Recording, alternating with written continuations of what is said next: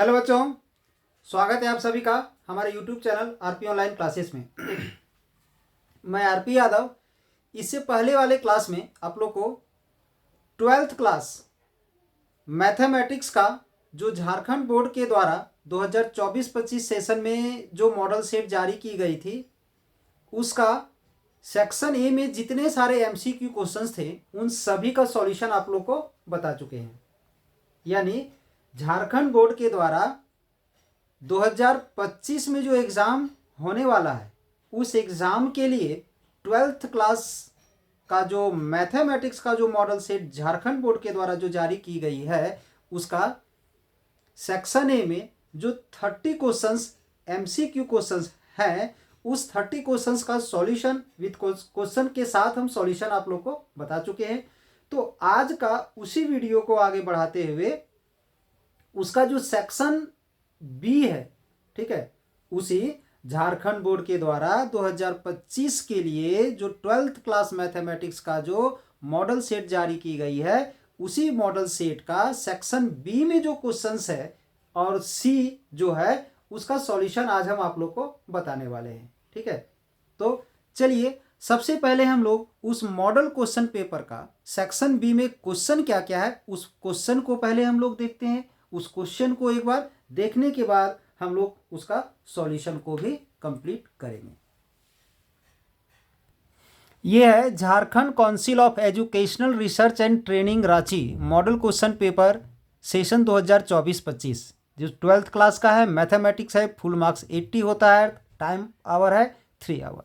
ठीक है, तो इसमें जितने सारे एमसीक्यू क्वेश्चन है इसका जनरल इंट्रोडक्शन जो था और इसका जो एमसीक्यू क्वेश्चन जो था इस एमसीक्यू क्वेश्चंस का सॉल्यूशन और क्वेश्चन हम पिछले लेक्चर में आप लोग को बता चुके हैं। तो चलिए आज का इस क्लास में हम लोग सेक्शन बी का क्वेश्चन को सॉल्व करते हैं। देखिए ये हमारा सेक्शन बी है। ठीक है, तो सेक्शन बी का क्वेश्चन को हम लोग आज का इस क्लास में कंप्लीट करेंगे।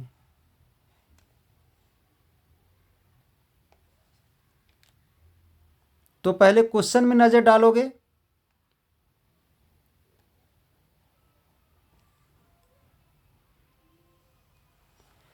क्वेश्चन 31 में क्या है, एक फंक्शन है जिसमें एफ एक्स का वैल्यू दिया हुआ है और हमें एफ कॉम्बिनेशन F1 फाइंड करना है। ठीक है, इसके बाद 32 में ध्यान दोगे, right all one function from the set A to itself.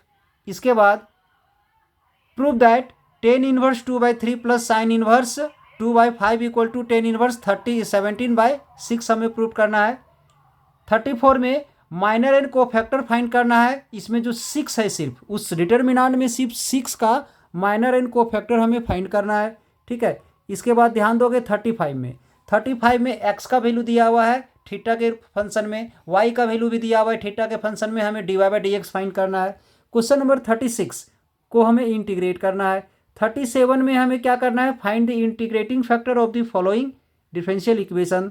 38 में एक प्रोबेबिलिटी का एक क्वेश्चन है, मतलब ये है हमारा सेक्शन बी का क्वेश्चन। ठीक है, सेक्शन बी में टोटल कितने क्वेश्चन है, तो 8 क्वेश्चन है। इस 8 में से आपको कोई 6 क्वेश्चन ही बनाना है। ध्यान दोगे, जनरल इंट्रोडक्शन में पिछले क्लास ही हम बता दिए थे, एक बार हम रिपीट कर देते हैं यहाँ पर क्या था। सो ध्यान दो, सेक्शन बी क्वेश्चन नंबर 31 से 38 are very short answer type answer any 6 of this question. इसमें से कोई 6 का ही जवाब देना है। ईच क्वेश्चन कैरी 2 मार्क्स, जिसमें से प्रत्येक क्वेश्चन कितना है, तो 2 मार्क्स का है। तो चलिए इस 8 क्वेश्चंस का सॉल्यूशन को हम लोग आज देखते हैं। बट अगर इस चैनल में आप लोग नए हैं तो चैनल में बने रहने के लिए चैनल को फटाफट सब्सक्राइब कर दे ताकि हर एक लेटेस्ट वीडियो आपको समय पर प्राप्त होते रहे। चलिए हम इस क्वेश्चन को सॉल्व करते हैं। ध्यान दोगे, a function f from R to R is given by, एक फंक्शन इस प्रकार से डिफाइन किया गया है और ध्यान दोगे तो हमें फाइंड क्या करना है, तो हमें फाइंड करना है एफ कॉम्बिनेशन F1 हमें फाइंड करना है। ठीक है, हमें ये फाइंड करना है। तो एक चीज आप लोग पढ़े होंगे कि अगर कहीं भी इस प्रकार से कोई फंक्शन लिखा हुआ है एफ कॉम्बिनेशन GX, ऐसा अगर लिखा हुआ है तो इसे हम लोग क्या लिखते हैं, एफ के बाद ब्रैकेट लगा देते हैं और GX हो जाता है। इस प्रकार से हम लोग इसे लिखते हैं। तो इसे भी हम लोग उसी प्रकार से लिखेंगे, एफ और फिर ब्रैकेट में F1 आ जाएगा। तो हम क्या करते हैं, पहले हम F1 फाइंड कर लेते हैं। यहाँ से क्या करेंगे, पहले F1 फाइंड करेंगे। तो ध्यान दोगे ये जो x है, x के जहाँ पर हम क्या ले लिए, 1 ले लिए, ठीक है। तो यहाँ पर भी आ जाएगा 1 का स्क्वायर, जहाँ जहाँ x है वहाँ वहाँ 1 हो जाएगा, 5 इंटू 1 प्लस 4, तो क्या हो जाएगा 1 का स्क्वायर 1, इसका हो जाएगा 5 और इसका हो जाएगा 4। इसे सॉल्व करोगे तो आ जाएगा 0, ठीक है। इसका वैल्यू क्या आ जाएगा, तो 0 आ जाएगा। अब हमें जो फाइंड करना है एफ कॉम्बिनेशन F1 हमें फाइंड करना है, ठीक है, हमें ये फाइंड करना है। तो अगर ये हमें फाइंड करना है तो F ब्रैकेट F1 ऐसा लिख सकते हैं हम लोग, ऐसा F ब्रैकेट F1 लिख सकते हैं, ठीक है। तो अब यहाँ से क्या आ जाएगा, F1 का वैल्यू क्या आया है, F1 का वैल्यू 0 आया है, ठीक है। क्या आया है, तो 0 आया है। इस F1 को ब्रैकेट में जो F1 है, तो F1 का वैल्यू मेरा 0 है, तो F1 के यहाँ पर हम 0 पुट कर दिए। अब जिस प्रकार से हम F1 निकाले हैं, यहाँ 1 पुट करके अब F0 फाइंड निकालेंगे हम लोग यहाँ से। F0 तो 0 स्क्वायर माइनस 5 इंटू 0 प्लस 4, तो आ जाएगा 0 स्क्वायर माइनस 5 इंटू 0 प्लस 4, तो आ जाएगा 0 माइनस 0 प्लस 4, दैट इज क्या हो गया, तो 4 आ गया इसका आंसर। इसका आंसर हो गया 4। क्वेश्चन नंबर 32 में ध्यान दोगे, right all 1 functions from a set A to itself, ठीक है। यानी एक फंक्शन, एक सेट दिया हुआ है 1 2 3, ठीक है, और इसी 1 2 3 से रिलेटेड एक 1 फंक्शन हमें तैयार करना है। कितना सारा 1 फंक्शन हमारा हो सकता है, तो ध्यान दोगे।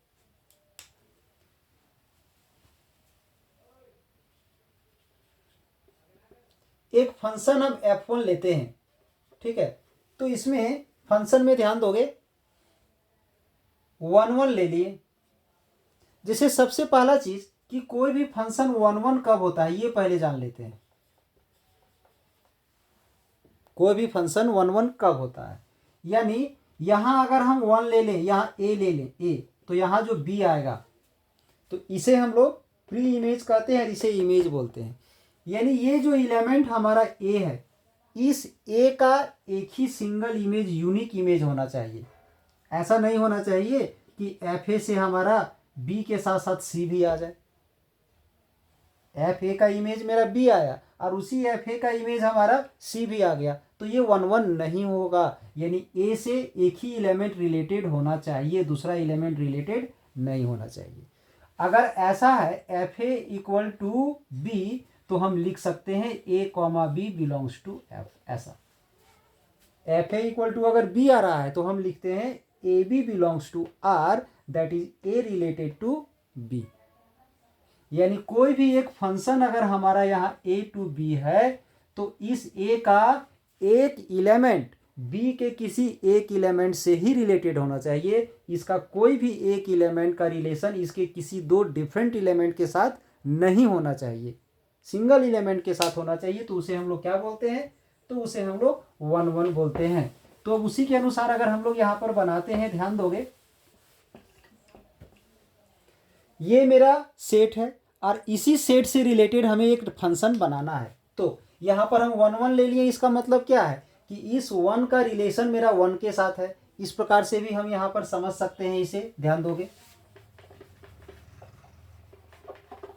हम यहाँ पर 2 ठो सेट ले लेते हैं, एक सेट ए ले लिए और इसी को रिलेटेड करना है इसी ए से। तो यहाँ पर 1 है, 2 है, 3 है, 1 है, 2 है, 3 है। अब इसमें अगर इस 1 को 1 से रिलेटेड करते हैं, 2 को 2 से रिलेटेड करते हैं, 3 को 3 से रिलेटेड करते हैं, तो फंक्शन क्या होगा हमारा F1, ऐसा होगा 1 related to 1, 2 related to T, फिर 3 रिलेटेड टू 3, ये आ गया। 1 बोला गया है तो 1 रिलेटेड टू 1 है, तो अब 1 किसी दूसरे से रिलेटेड नहीं हो सकता है, क्योंकि अगर ऐसा हो गया तो 1 फंक्शन वो नहीं होगा। अब ध्यान दोगे, ऐसा भी हो सकता है दूसरा फंक्शन एक 1 रिलेटेड टू 1 ही रहने देते हैं हम, ठीक है, ध्यान दोगे।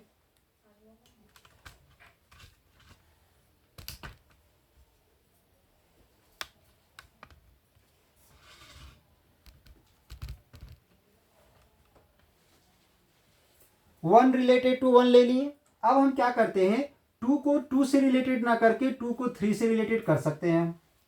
तो अब 2 किसी दूसरे से रिलेटेड नहीं होगा, अब 3 को 2 से रिलेटेड कर दिए, यानी 1 को 1 से रिलेटेड किए, 2 को 3 से रिलेटेड कर दिए और 3 को 2 से रिलेटेड कर दिए। ये मेरा दूसरा फंक्शन हो गया। अब एक तीसरा फंक्शन भी हम ले सकते हैं। 1 रिलेटेड टू 1 किए थे ना, 1 को चेंज कर देते हैं। ऐसा भी तो हो सकता है कि 1 रिलेटेड टू 2 हो। जब हमारा 1 2 से रिलेटेड हो गया तो ये 2 इन दोनों में से किसी से रिलेटेड होगा। चलो 2 को 1 से रिलेटेड कर देते हैं, 2 को 1 से रिलेटेड कर दिए तो 3 मेरा 3 से रिलेटेड हो जाएगा। अब एक हम ले लेते हैं F4, इसको नहीं चेंज करते हैं, 1 2 को चेंज नहीं करते हैं, ठीक है। अब 2 को अभी 1 से रिलेटेड किए थे, अब इसी 2 को हम 3 से रिलेटेड कर देते हैं। 2 को 3 से रिलेटेड कर दिए और 3 को 1 से रिलेटेड कर दिए। और ऐसा फंक्शन हम ले सकते हैं, जैसे यहाँ पर 1 to 1 ले लिए, 1 to 1 ले लिए, 1 to 2 ले लिए, 1 to 2 ले लिए। अब हम 1 to 3 लेते हैं, 1 को 3 से रिलेटेड लेते हैं, 1 को 3 से रिलेटेड ले लिए। तो जब हमारा 1 मेरा 3 से रिलेटेड हो गया, 1 3 से रिलेटेड हो गया, तो ये जो 2 है इन दोनों में से किसी एक से रिलेटेड होगा। अब अगर हम 2 को 1 से रिलेटेड कर देते हैं तो 3 मेरा 2 से रिलेटेड हो जाएगा। अब यहाँ पर इसको ऐसे ही रहने देते हैं और 2 को 3 से रिलेटेड कर देते हैं, सॉरी 2 को 2 से रिलेटेड कर देते हैं और 1 को या 3 को 1 से। ऐसा यहाँ देखो कि जितना सारा फंक्शन हम लिखे हैं सभी 1 1 फंक्शन है, यानी किसी भी एक एलिमेंट का 2 इमेज नहीं है। जैसे 1 से 1 प्राप्त हुआ, 1 से और कहीं दूसरा चीज़ नहीं आ रहा है, 1 से 1 प्राप्त हुआ, 1 से कहीं दूसरा चीज़ प्राप्त नहीं हो रहा है। तो सबका सब 1 1 फंक्शन है और सबका सब डिफरेंट फंक्शन है। यानी यहाँ पर कितने सारे फंक्शंस हो सकते हैं, तो टोटल 6 फंक्शन हो सकते हैं।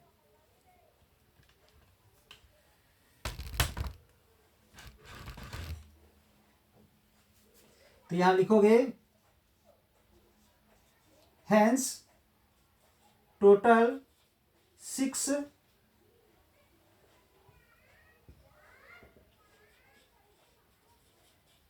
1 1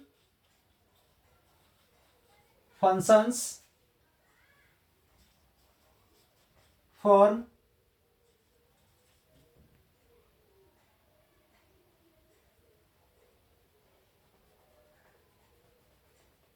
functions are possible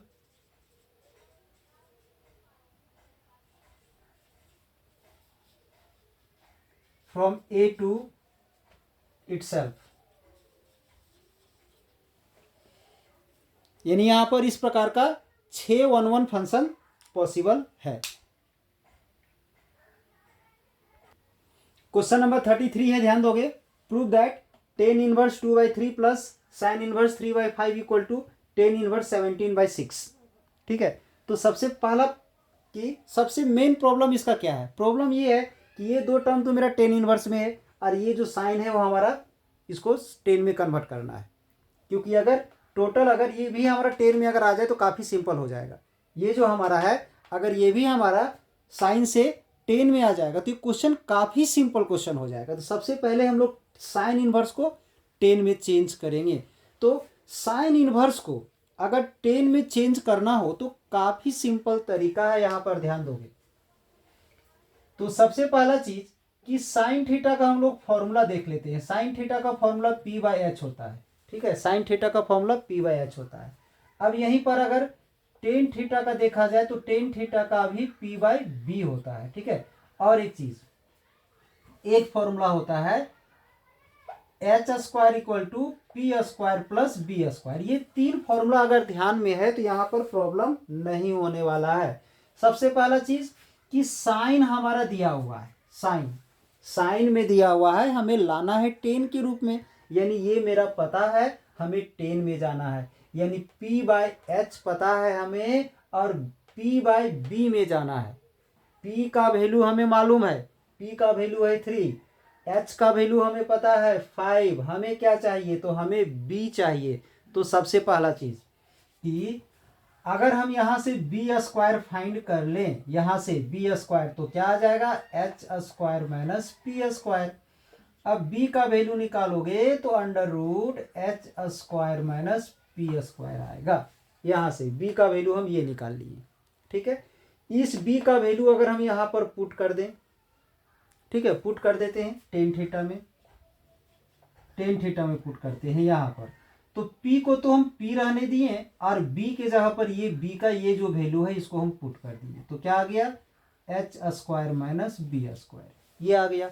अब यहाँ पर थोड़ा सा ध्यान दोगे आप लोग, क्या है सो देखोगे, अगर हम यहाँ से यहाँ तक अगर क्लियर है, साइन थीटा का वैल्यू ये होता है, टेन थीटा का वैल्यू ये होता है, एच स्क्वायर इक्वल टू ये होता है, तो साइन गिवन है मतलब P और H गिवन है, हमें टेन फाइंड करना है, तो P और B हमें चाहिए, तो P का वैल्यू पता है, H का वैल्यू पता है, P चाहिए तो P तो वहाँ से ले लेंगे हम। अब यहाँ एक B का वैल्यू यूज हो रहा है जो हमें नहीं मालूम है, क्योंकि हमें P और H दिया हुआ है, तो हम इस इक्वेशन का यूज करके B का वैल्यू फाइंड कर लिए।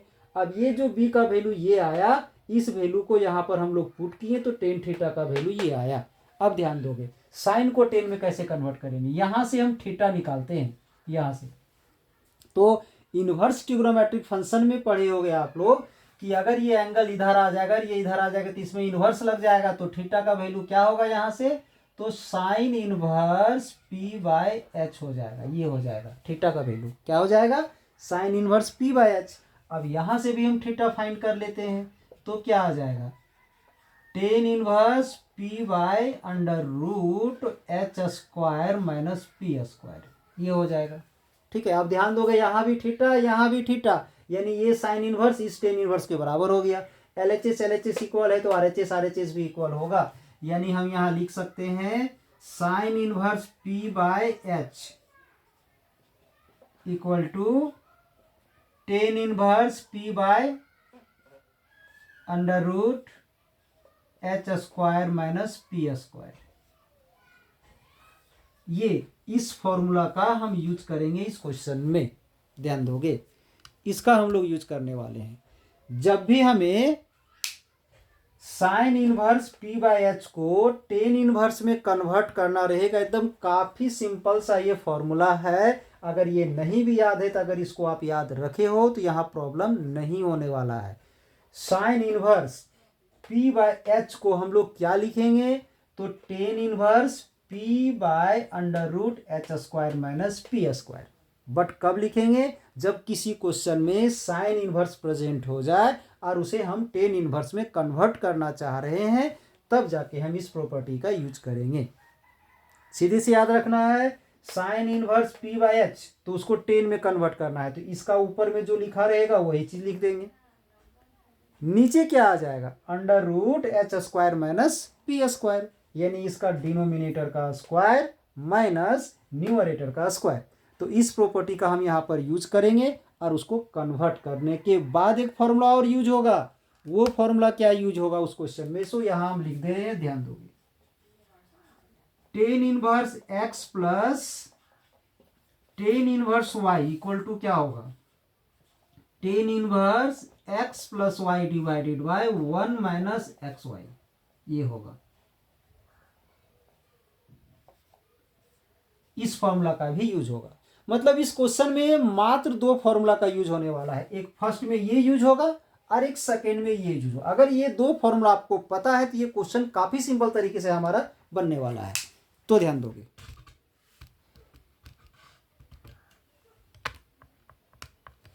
अब हम आ जाते हैं इस क्वेश्चन में, ठीक है। तो सबसे पहले हम यहां पर LHS लेके चलेंगे, LHS हम ले लिए, इन दोनों को ले लिए,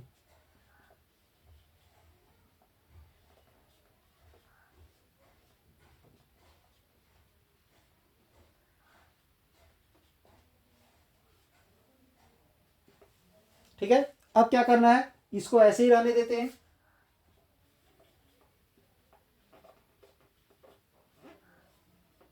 अब ये जो साइन इनवर्स है इसे हम कॉस में कन्वर्ट करना चाह रहे हैं, तो कॉस में कन्वर्ट करने के लिए जो फॉर्मूला यहां पर लिखे हैं इसका यूज करोगे, ये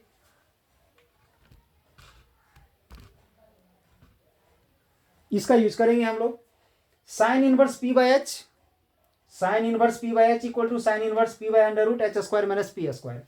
तो कन्वर्ट करते हैं इसको टेन में, टेन में कन्वर्ट करेंगे तो क्या आएगा, सो ध्यान दोगे, इसका जो न्यूमरेटर है वही रह जाएगा, तो न्यूमरेटर 3 है तो 3 होगा। अब नीचे क्या होगा, अंडर रूट, हम नीचे अंडर रूट ले लिए, ठीक है। अब अंडर रूट लेने के बाद क्या होगा, सो ध्यान दोगे, यहां पर इसका डिनोमिनेटर का स्क्वायर माइनस इसका न्यूमरेटर का स्क्वायर, तो इसका डिनोमिनेटर 5 है तो यहां पर 5 स्क्वायर कर दो, माइनस 3 स्क्वायर, ये आ गया। अब इसे हम लोग सॉल्व करेंगे।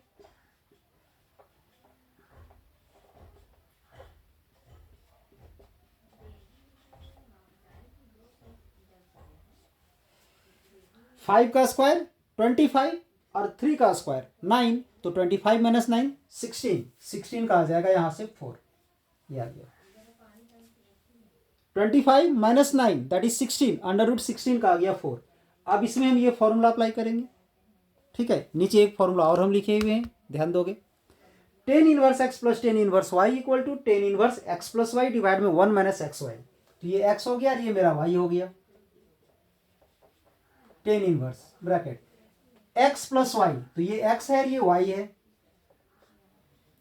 एक्स प्लस वाई डिवाइड में क्या आएगा 1, फिर माइनस एक्स इंटू वाई, तो 1 आ गया, और एक्स इंटू वाई तो ये हमारा एक्स है, तो 2/3 इंटू 3/4 ये आ गया।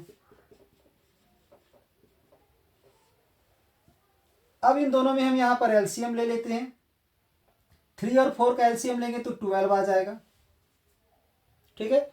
अब इस 4 को यहां मल्टीप्लाई करोगे तो 8, इस 3 को यहां मल्टीप्लाई करोगे तो 9। अब यहां पर चाहो तो इस 2 को इस 4 से कैंसिल भी कर सकते हो, बट हम कैंसिल ना करके इस 3 को 4 से मल्टीप्लाई करेंगे तो 12 आ जाएगा, नीचे ले लिए। अब इस 12 को 1 से मल्टीप्लाई कर दिए माइनस, और 2 इंटू 3 का 6 हो गया। यहां ऐसा करने से ये 12 से 12 कैंसिल हो जाएगा। अब यहां बच जाएगा 17 और यहां पर बच जाएगा 6, ये हमारा आ गया इसका आंसर, ठीक है। तो यानी इस सीधा सा मतलब यही है कि इस क्वेश्चन को सॉल्व करने के लिए हमें ये दो फॉर्मूला याद रखना पड़ेगा। अगर ये दो फॉर्मूला याद है तो ये क्वेश्चन काफी सिंपल होने वाला है, ठीक है। तो आई होप आप लोग को ये क्वेश्चन समझ में आ रहा होगा। तो अगर इसी तरह का और सारे वीडियोस का या क्वेश्चन का आप अगर लाभ उठाना चाहते हैं तो इस चैनल को सब्सक्राइब करके रखें, ताकि हर एक लेटेस्ट वीडियो आपको समय पर प्राप्त होते रहे और उसका आप समय पर लाभ उठा सके, ठीक है। चलिए अब इसका आगे और क्वेश्चन सॉल्व करते हैं। तो ये तो हमारा क्वेश्चन नंबर 33 था। अब इसके बाद हम क्वेश्चन नंबर 34 को सॉल्व करते हैं। क्वेश्चन नंबर 34 में ध्यान दोगे, ये एक डिटर्मिनांट दिया हुआ है और इस डिटर्मिनांट में ये जो एलिमेंट हमारा यहाँ 6 जो लिखा हुआ है, ये 6 का कोफैक्टर और माइनर हमें फाइंड करना है। तो ध्यान दोगे, माइनर ऑफ 6, अगर 6 का हमें माइनर अगर फाइंड करना है तो इसका माइनर निकालने के एकदम काफी सिंपल सा तरीका है। ये जो 6 हमारा जिस रो और जिस कॉलम में है उसे नेगलेक्ट कर देना है। तो ये रो नेगलेक्ट होगा, ये कॉलम नेगलेक्ट होगा, तो यहां से 1 2 बचेगा और यहां से 7 और 8 बचेगा। अब इसे हम लोग क्रॉस मल्टीप्लाई करेंगे, इसको इससे मल्टीप्लाई करेंगे तो 8 आ जाएगा, इसको इससे मल्टीप्लाई करेंगे तो 14 आ जाएगा, बीच में माइनस रखेंगे तो आ जाएगा -6। ये आ गया इसका माइनर, ठीक है। अब कोफैक्टर ऑफ 6 फाइंड करना है। तो कोफैक्टर फाइंड करने में ये साइन हम लोग यूज करते हैं, plus minus plus minus plus minus plus minus plus. तो 6 हमारा कहां पर है, यहां पर, तो 6 के सामने क्या दिख रहा है आपको, माइनस, ठीक है। अगर ये माइनस के जगह पर 6 है तो माइनस लगा देंगे और हमारा ये जो माइनर आया है वही रहेगा, ठीक है। ध्यान दोगे, अगर इसी में प्लस, अगर हमें इसका कोफैक्टर निकालना रहता तो माइनस नहीं लगता, प्लस लगता। हम ये माइनस है यहाँ पर तो पहले माइनस लिए और सेम उसी प्रकार से वो रो और ये कॉलम नेगलेक्ट कर दिए, ये हटा, जो हमारा ये बच गया। इसको सॉल्व करोगे तो सेम पिछले क्वेश्चन की तरह 8 - 14 तो कितना आ जाएगा, -6, तो कितना हो जाएगा, +6। यानी इसका माइनर हो गया -6 और कोफैक्टर हो गया +6। क्वेश्चन नंबर 35 में ध्यान दोगे, एक्स का वैल्यू दिया हुआ है थीटा के फंक्शन में और वाई का वैल्यू भी दिया हुआ है थीटा के फंक्शन में, हमें dy/dx फाइंड करना है। तो ये पैरामेट्रिक डेरिवेटिव्स है। तो हम लोग इसमें सबसे पहले क्या करेंगे कि इन दोनों को थीटा के रिस्पेक्ट में डिफ्रेंशिएट करके यहाँ से हम dx/dθ और यहाँ से dy/dθ फाइंड कर लेंगे, ठीक है। तो डिफ्रेंशिएट करते हैं इसे हम लोग थीटा के रिस्पेक्ट में।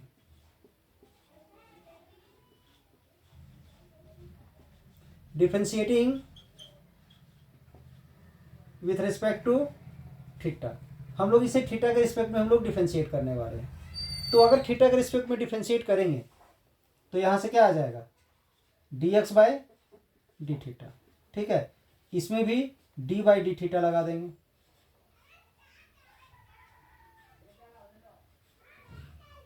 अब इसमें क्या करोगे, ये जो ए है वो कांस्टेंट है, बाहर आ जाएगा।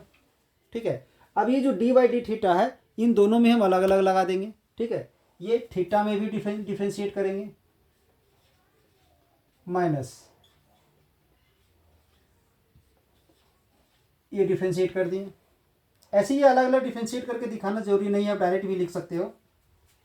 जैसे हम लोग एक्स को एक्स के रिस्पेक्ट में डिफरेंशिएट करते हैं तो 1 होता है, सेम उसी प्रकार से थीटा को थीटा के रिस्पेक्ट में डिफरेंशिएट करेंगे तो 1 हो जाएगा। ठीक है, साइन थीटा को थीटा के रिस्पेक्ट में डिफरेंशिएट करेंगे तो कॉस थीटा हो जाएगा, यानी 1 माइनस कॉस थीटा आ गया।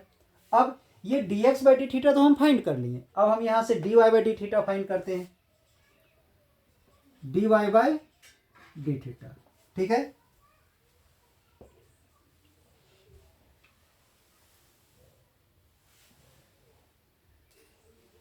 ध्यान दोगे, d Y by D theta किसका फाइंड कर रहे हैं, तो वाई का। तो वाई का वैल्यू क्या है यहाँ से, ए 1 माइनस कॉस थीटा। चाहो तो इसे डायरेक्ट भी डिफरेंशिएट कर सकते हो, ज़्यादा डिटेल ले जाना कोई जरूरी नहीं है। ए यहाँ पर कांस्टेंट है, वो तो आगे रह जाएगा। 1 का डिफरेंशिएशन क्या होता है, तो 0 होता है, क्योंकि ये कांस्टेंट है। अगर डिफरेंशिएशन में आप लोग को प्रॉब्लम है तो डिफरेंशिएशन का ढेर सारा वीडियो हम अपलोड करके रखे हुए हैं, उसको देखोगे एक बार, ताकि कहीं भी किसी तरह का प्रॉब्लम नहीं होगा। ठीक है, अब 1 का तो 0 हो गया, कॉस का डिफरेंशिएशन माइनस साइन होता है। ठीक है, तो माइनस पहले से है तो माइनस माइनस यहाँ प्लस साइन हो जाएगा, ये आ गया। इसका माइनस साइन हुआ ना, तो पहले से माइनस है और फिर से माइनस आया तो माइनस प्लस प्लस हो गया। अब ए को मल्टीप्लाई कर दो साइन से, ए साइन थीटा आ गया। ठीक है, ये आ गया D Y by D theta. अब हम लोग यहाँ से निकाल लेते हैं D Y by D X. तो D Y by D X को हम लोग क्या लिख सकते हैं, D Y by D X को लिख सकते हैं D Y by D theta और डिवाइड में D x by D theta, ये हम लोग लिख सकते हैं। D Y by D X को D Y by D theta divide में D x by D theta लिख सकते हैं। अब d Y by D theta का वैल्यू क्या है, तो D Y by D theta का वैल्यू है a sine theta, a sine theta. D x by D theta का यहां से, d x by D theta का यहां से ए 1 माइनस कॉस थीटा, ये आ गया। अब ए से ए कैंसिल हो गया। ठीक है, अब यहाँ पर एक फॉर्मूला अप्लाई करेंगे हम लोग, जो 11th क्लास ट्रिगोनोमेट्री में पढ़े होंगे। साइन थीटा का फॉर्मूला था 2 sign theta by 2 cos theta by 2 divide में 1 माइनस कॉस का फॉर्मूला था 2 साइन स्क्वायर थीटा बाई 2। ये 11th क्लास का फॉर्मूला था। साइन थीटा का था 2 sign theta by 2 into cos theta by 2, और 1 माइनस कॉस थीटा का फॉर्मूला था 2 साइन स्क्वायर थीटा बाई 2। यहाँ से 2 से 2 कैंसिल हो जाएगा। अब sine square that is 2 sine है, एक साइन इससे कैंसिल हो जाएगा, एक साइन रह जाएगा। तो इसको क्या लिखेंगे, कॉस थीटा बाई 2 डिवाइड में साइन थीटा बाई 2, ये लिख सकते हैं। कॉस थीटा बाई 2 डिवाइड में साइन थीटा बाई 2, तो इसका आ जाएगा cot theta by 2। Cos by sine का कॉट होता है। क्वेश्चन नंबर 36, इसे हमें इंटीग्रेट करना है, तो इसमें भी वही फॉर्मूला अप्लाई होगा जो अभी जस्ट हम लोग यूज किए थे, 1 माइनस कॉस थीटा का। उस क्वेश्चन में 1 माइनस कॉस थीटा था, तो 2 साइन स्क्वायर थीटा बाई 2 हो गया था। बट इसमें एक्स है तो हो जाएगा 2 साइन स्क्वायर एक्स बाई 2 हो जाएगा, ये आ गया। तो अब यहां से ध्यान दोगे, ये जो 2 है ये रूट से बाहर नहीं आएगा, तो ये √2 रह गया, और ये साइन में पावर 2 है तो रूट से बाहर आ जाएगा, तो क्या हो जाएगा, साइन एक्स बाई 2 हो जाएगा।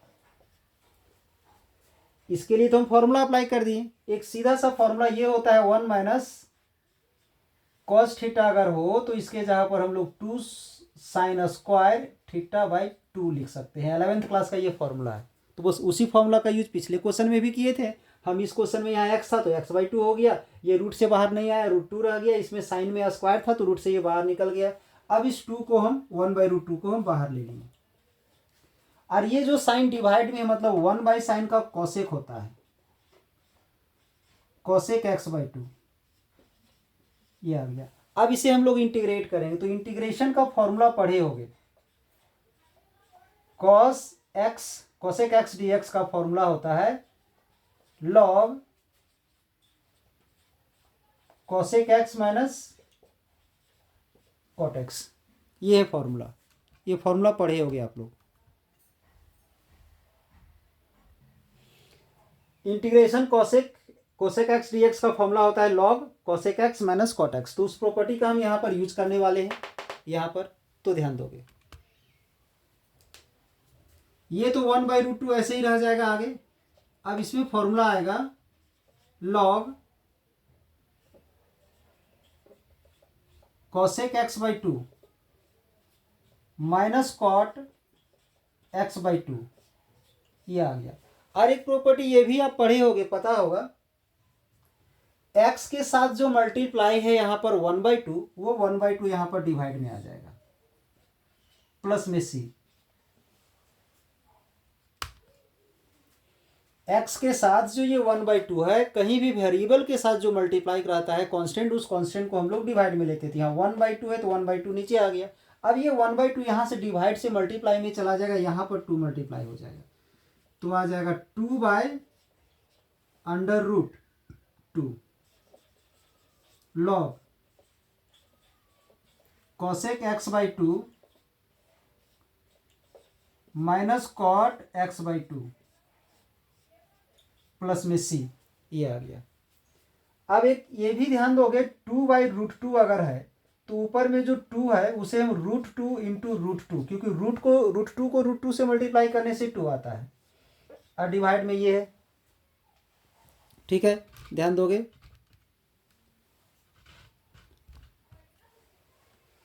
यहां से एक कैंसिल हो जाएगा तो क्या बचेगा, √2, यानी 2/√2 अगर है तो उसे हम √2 लिख सकते हैं, ठीक है। तो यहां भी हम लिख सकते हैं इसको, 2/√2 को क्या लिख सकते हो, √2 लिख सकते हैं। फिर बाकी जो है वैसे ही रह जाएगा, log cosec x/2 minus cot x/2 plus में c, ये आ गया इसका आंसर।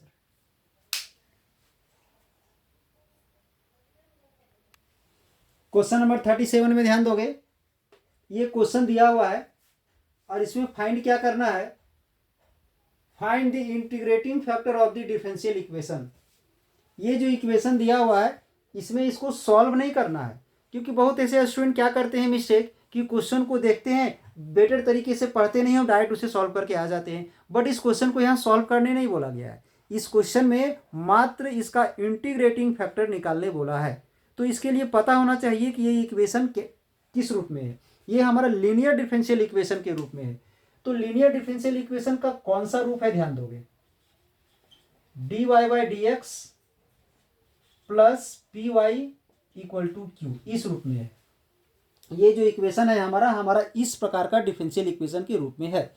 तो इसका जब हम लोग इंटीग्रेटिंग फैक्टर निकालेंगे, IF निकालेंगे, तो क्या होता है, e⁻ इंटीग्रेशन pdx, ये फॉर्मूला पता होना चाहिए। जब इक्वेशन हमारा इस रूप में अगर है तो इसका इंटीग्रेटिंग फैक्टर हमारा ये होगा। तो सबसे पहले इस क्वेश्चन को हम इस रूप में लाएंगे, तो कैसे लाएंगे, तो dy/dx के साथ यहाँ पर कुछ भी मल्टीप्लाई नहीं होना चाहिए। तो इस क्वेश्चन में यहाँ जो x जो मल्टीप्लाई है ना, तो हम लोग क्या करेंगे कि यहाँ पर इस इक्वेशन को x से डिवाइड करके वहां से x को पहले हटाएंगे। तो ध्यान दोगे, dividing x on both sides. और इस क्वेश्चन में ये ब्रैकेट में यहाँ दिया हुआ है कि इस क्वेश्चन में x नॉट इक्वल टू 0 होगा, मतलब x इक्वल टू 0 पर ये क्वेश्चन डिफाइंड नहीं होगा, इसलिए ज़्यादा इस पर फोकस नहीं करना है, इससे ज़्यादा आप लोग को डिस्टर्ब नहीं होना है, ठीक है। क्वेश्चन हमारा यहाँ से लेके यहाँ तक है। तो x में इसमें डिवाइड करेंगे तो x कैंसिल हो जाएगा, तो क्या बचेगा, dy/dx बचेगा।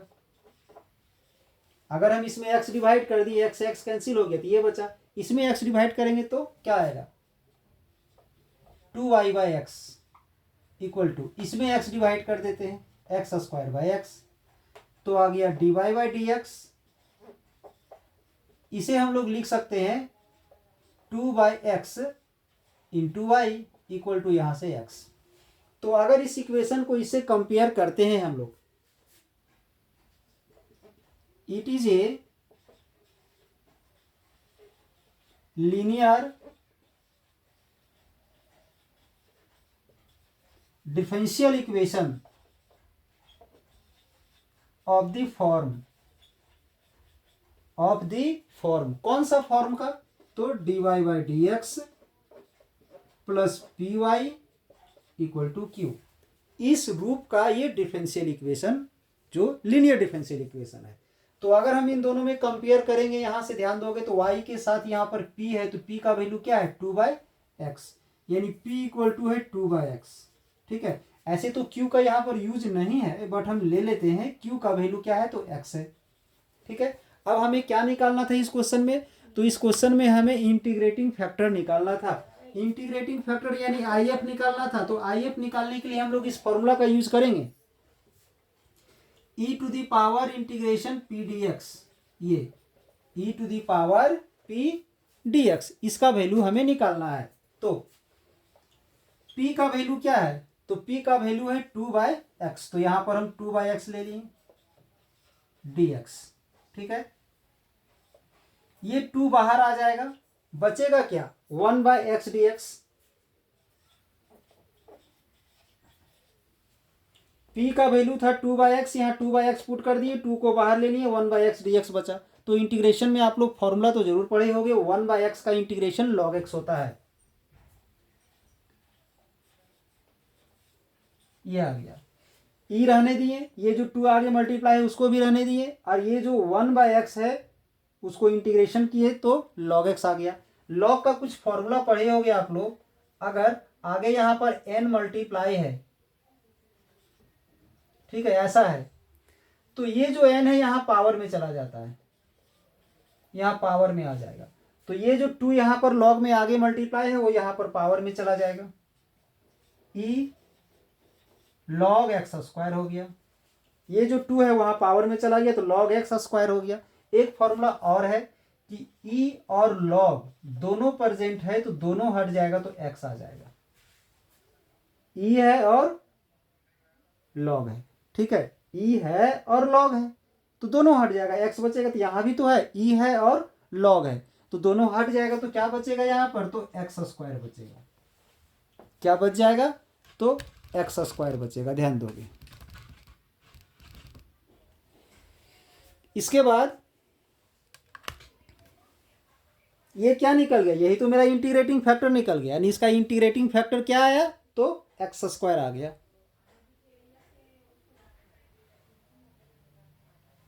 नेक्स्ट क्वेश्चन है, ध्यान दोगे, probability of a equal to 1/4 38 में, और probability of b equal to 1/2, और probability of a intersection b equal to 1/8, यानी ये 3 रिजल्ट हमें दिया गया है। हमें फाइंड क्या करना है, probability of not a and not b हमें फाइंड करना है। तो इससे पहले हम लोग क्या करते हैं, एक फॉर्मूला अप्लाई करेंगे probability of a union b का। इसका फॉर्मूला पढ़े होगे, क्या होता है इसका फॉर्मूला, तो probability of a plus probability of b minus probability of a intersection b, एक फॉर्मूला है ये, ठीक है। तो इस फॉर्मूला का पहले यूज करके पहले हम लोग इसका वैल्यू फाइंड करेंगे। तो प्रोबेबिलिटी ऑफ a दिया हुआ है 1/4 प्लस ये दिया हुआ है 1/2 और ये दिया हुआ है 1/8। अब यहाँ पर हम एलसीएम लेंगे, एलसीएम लेंगे 8 का, तो यहाँ 2 मल्टीप्लाई हो जाएगा, यहाँ 4 मल्टीप्लाई हो जाएगा और यहाँ 1 रह जाएगा, ठीक है। इसे सॉल्व करोगे तो आ जाएगा 5/8, ठीक है, क्या आ जाएगा, तो 5/8 आ जाएगा। बट हमें जो निकालना है उसमें थोड़ा ध्यान देने की जरूरत है, ध्यान दो। Probability of not a and not b, तो सीधी सी मतलब है यहाँ पर नॉट a का मतलब क्या होता है, a कंप्लीमेंट, जिसे हम लोग a डैश बोल सकते हैं, ठीक है। फिर एंड का मतलब क्या होता है, तो इंटरसेक्शन होता है, ठीक है। अब नॉट b का मतलब क्या होता है, तो b कंप्लीमेंट। यानी ये हमें फाइंड करना है। ठीक है, ध्यान दोगे, हमें ये फाइंड करना था। नॉट ए मतलब ए कम्प्लीमेंट, एंड मतलब इंटरसेक्शन, नॉट बी मतलब बी कम्प्लीमेंट। अब एक चीज़ ये भी है, फॉर्मूला और है एक फॉर्मूला कि ये कम्प्लीमेंट और ये कम्प्लीमेंट को अगर हम ब्रैकेट के बाहर यहाँ कम्प्लीमेंट अगर लगा देते हैं तो ये जो साइन है सो उल्टा हो जाता है। इंटरसेक्शन रहेगा तो यूनियन हो जाएगा, और यूनियन है तो इंटरसेक्शन हो जाएगा। तो यहाँ तो इंटरसेक्शन है तो यूनियन हो जाएगा, ये आ गया। इसमें एक फॉर्मूला और हम यूज करने वाले हैं, तो क्या पढ़े होंगे, probability of E plus probability of E complement equal to 1। ठीक है, ये फॉर्मूला पढ़े होंगे, प्रोबेबिलिटी ऑफ ई और उसी इवेंट का कम्प्लीमेंट को जोड़ने से 1 आता है। तो यहाँ से अगर हम ई कम्प्लीमेंट का प्रोबेबिलिटी अगर निकालते हैं तो 1 माइनस पी ई होगा, यानी जिसका कम्प्लीमेंट का प्रोबेबिलिटी निकाल रहे हैं उसी को विदाउट कम्प्लीमेंट हमें 1 में माइनस करेंगे। तो यहाँ पर भी वही है, तो इसको हम लोग क्या लिख सकते हैं, 1 minus probability of A union B. अगर 1 में माइनस कर देंगे, अगर 1 में माइनस कर देंगे तो इसी का टर्म आएगा बट विदाउट कम्प्लीमेंट आएगा। क्यों किए ऐसा हम, क्योंकि इसका वैल्यू हम लोग तो फाइंड कर लिए हैं ना। यहाँ पर ध्यान दोगे, यहाँ पर ये जो वैल्यू आया है कितना आया है, 5/8, दैट इज इसका वैल्यू 5/8 हम ला चुके हैं।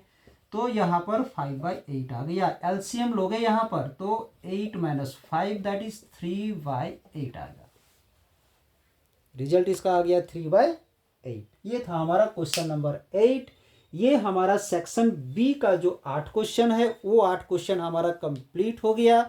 अब हम अगले लेक्चर में, अगले क्लास में सेक्शन सी और सेक्शन डी का क्वेश्चन लेकर के आएंगे। तो ये था हमारा आज का क्लास में झारखंड बोर्ड के द्वारा 12th क्लास के बच्चों के लिए 2025 में जो एग्ज़ाम देने वाले हैं उनके लिए झारखंड बोर्ड के द्वारा जारी की गई मैथमेटिक्स का मॉडल पेपर का सेक्शन बी का सॉल्यूशन। सेक्शन ए का सॉल्यूशन इससे पहले हम बता दिए हैं, आज हम सेक्शन बी का सॉल्यूशन बता दिए। अब हम अगले वीडियो में, अगले क्लास में इसी मॉडल पेपर का सेक्शन सी और सेक्शन डी का सॉल्यूशन लेकर के आएंगे। तो आई होप आज का ये क्लास आप लोग को अच्छा लगा हो। इसके लिए वीडियो को लाइक कर दें और जितना ज़्यादा से ज़्यादा हो सके इस वीडियो को शेयर करें, ताकि आपके दोस्त हो या आपके बगल बगल के कोई भी हो तो इसका लाभ उठा इसका, और इसी तरह का और ज़्यादा से ज़्यादा वीडियो हम आपके लिए बना करके ला पाएँ। ठीक है, और अगर आज का क्लास आप लोग को अच्छा लगा हो और इसी तरह का और सारे क्लास का आप लाभ उठाना चाहते हैं, और अगर इस चैनल में आप नए हैं तो चैनल को फटाफट सब्सक्राइब कर दें, ताकि हमारे द्वारा अपलोड किया गया हर एक वीडियो आप तक आसानी पूर्वक पहुंच जाए। चलिए, इस चैनल से आप लोग को जुड़ने के लिए धन्यवाद। अब अगले क्लास में हम इसका अगले सेक्शन का सॉल्यूशन लेकर के आएंगे।